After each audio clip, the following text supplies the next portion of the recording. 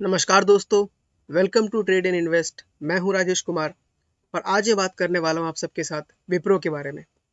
दोस्तों, रिसेंटली हम देख रहे हैं कि विप्रो में काफ़ी अच्छा खासा डाउनफॉल आता है हमको नजर आ रहा है, और वो भी तब जब कंपनी ने बहुत ही अच्छा खासा बायबैक अनाउंस किया है।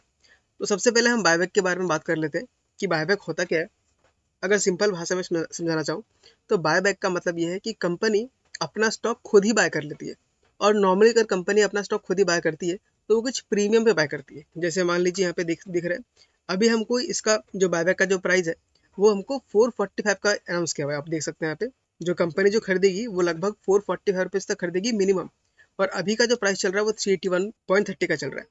तो अभी तो फिलहाल बायबैक का टाइम तो निकल गया, क्योंकि 16 जून लास्ट डेट था। तो जिन जिन लोगों ने बायबैक के लिए खरीदा था उन लोगों ने स्टॉक को बेच दिया, क्योंकि उनका काम खत्म हो चुका है। जिनको बायबैक के लिए टेंडर करना था वो कर चुके थे, और जिनको उससे निकला था स्टॉक से निकल चुके। इससे स्टॉक में थोड़ा डाउनफॉल आ रहा है। प्लस साथ ही साथ जो बहुत सारे ब्रोकरेजेस है वो आईटी सेक्टर के ऊपर थोड़ा डाउनग्रेड कर रहे हैं, इसलिए इसका इम्पैक्ट जो है स्टॉक पे नेगेटिव पड़ रहा है।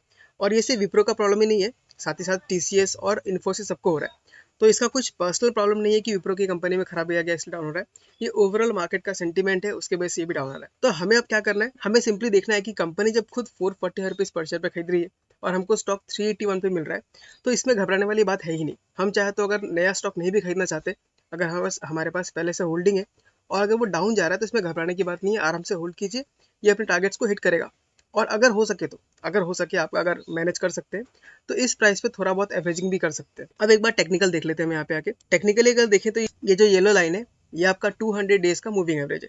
नॉर्मली अगर कोई स्टॉक 200 मूविंग एवरेज के नीचे क्रॉस करता है तो उसको हम हल्का सा बेयरिश मानते हैं।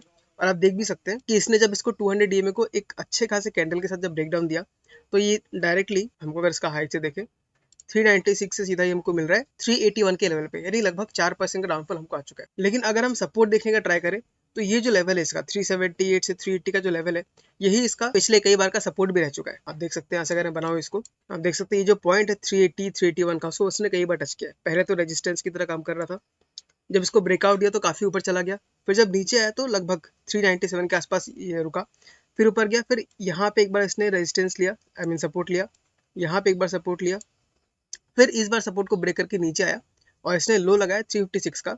उसका फिर इसने 385 के आसपास से कहीं ना कहीं सपोर्ट लिया, और ऊपर जाने के बाद वापस से कहीं से 381 385 के आसपास ही घूम रहा है।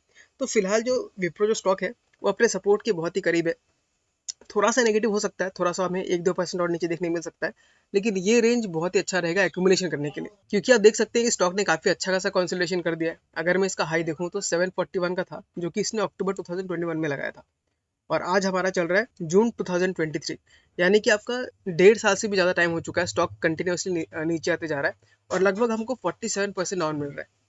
तो ये काफ़ी अच्छा खासा अपॉर्चुनिटी हो सकता है उसको बाय करने के लिए, क्योंकि उसका प्राइस टू अर्निंग अगर देखिए हम स्टॉक का प्राइस टू अर्निंग भी हमें सिर्फ 18 पे मिल रहा है। प्राइस टू बुक देखे तो वो भी सिर्फ 3 टाइम्स से मिल रहा है। डिविडेंड यील्ड भी ठीक ठाक ही है, काफ़ी कम है लेकिन चलता है, 0.26% ठीक ठाक ही है। वहीं पर अगर हम सेक्टर का प्राइस टू अर्निंग देखें तो वो 25 है और विप्रो का सिर्फ 18 है। सेक्टर का प्राइस टू बुक देखें तो 7 है और विप्रो का सिर्फ 3 है। यानी वैल्यूएशंस काफ़ी ज़्यादा मजेदार अभी फिलहाल देखने को लग रहे हैं। धीरे धीरे हम चाहे तो यहाँ पे एक्यूमुलेशन कर सकते हैं। अब अगर हम शेयर होल्डिंग पैटर्न में देख लें यहाँ पे, तो आप देख सकते हैं म्यूचुअल फंड ने अपना शेयर होल्डिंग पैटर्न को बरकरार रखा है 2.65% से 2.79% पे, काफ़ी स्टेबल है।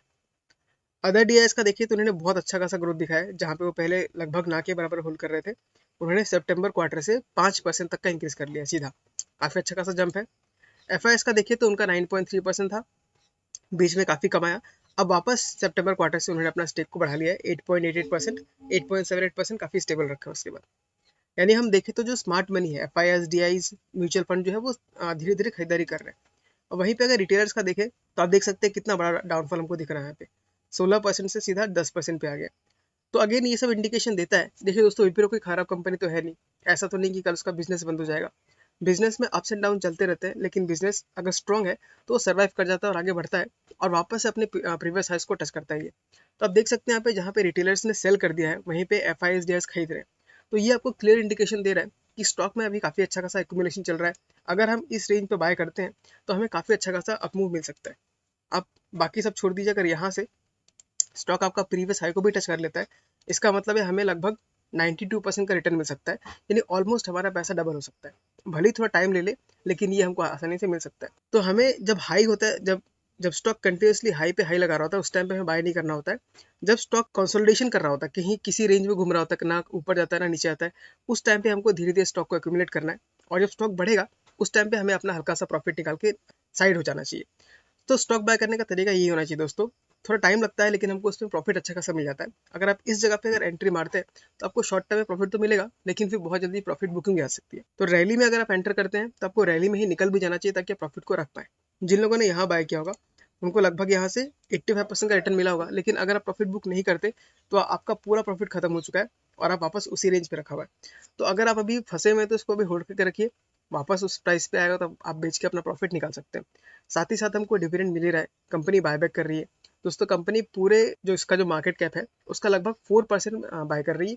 तो कोई छोटा मोटा अमाउंट नहीं है, बहुत अच्छा खासा अमाउंट बाय कर रही है। तो अब अगर मैं कंक्लूजन देना चाहूँ तो विप्रो जो जिस रेंज में फिलहाल घूम रहा है वो कई बार उसका सपोर्ट की तरह काम कर चुका है और बहुत ही इंपॉर्टेंट सपोर्ट है।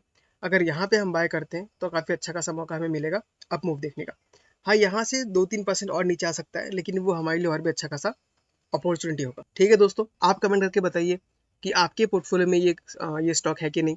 अगर है तो आप इसको बेचने का सोच रहे हैं या इसको और बाय करने का सोच रहे हैं या होल्ड करने का सोच रहे हैं। अगर आपको ये वीडियो अच्छा लगा तो इस वीडियो को लाइक कर दीजिए और हो सके तो चैनल को सब्सक्राइब भी कर दीजिए, क्योंकि ऐसे वीडियोस में टाइम टू टाइम लाता रहता हूँ जिससे आपको भी फायदा हो सके और मुझे भी और ज़्यादा क्लियरिटी मिल सके। मिलते हैं अगले वीडियो में किसी अगले स्टॉक के साथ, तब तक के लिए tata bye bye, take care.